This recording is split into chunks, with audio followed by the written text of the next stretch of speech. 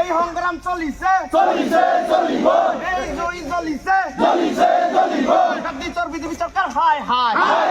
সমজিলাৰ সন্মুখত কাৰ্যালয়ৰ সন্মুখত যি আমাৰ এই 10 বিলেচিপাৰা সমষ্টিৰ কোনে চুকে যি বিজেপিৰ ভেৰনীয়া গুণ্ডা দি নাম কৰ্তন কৰি আছে, সাধাৰণ মানুহক হাৰাশাস্তি কৰি আছে। তাৰ কাৰণে আমি আজি CDC কাৰ্যালয়ৰ সন্মুখত ধৰ্ণা কাৰ্যসূচী আৰম্ভ কৰিছোঁ। আৰু যদি আমাৰ সেই মানুহখিনিক যদি হাৰাশাস্তি কৰি থাকে এনেকৈ, এই মানুহখিনিক যদি ভোটাধিকাৰ ঘূৰাই নিদিয়ে, তেনেহ'লে অনাগত দিনত আমি ৰোড জাম কৰিবলৈ বাধ্য হ'ম, জংগী আন্দোলন কৰিবলৈ বাধ্য হ'ম। কাৰণ এই বিজেপি চৰকাৰে আজি অকল বাছি মাইনৰিটি মানুহক টাৰ্গেট কৰি নিৰীহ মানুহখিনিৰ আজি ভোটৰ লিষ্টৰ পৰা নাম কৰ্তন কৰিছে। আজি সেই দুখীয়া মানুহখিনিক নিজৰ পৰিয়ালক পোহপালন দিব না সেই কাগজ পাতি লৈ ঘূৰি ফুৰিব।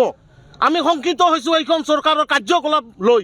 আমি দুখ প্ৰকাশ কৰিছোঁ যে আজি আমি মাইনৰিটি মানুহক জীৱ জন্তুতকৈ অদম হৈ গৈছোঁ। চৰকাৰে আমাক কোনো গুৰুত্ব দিয়া নাই।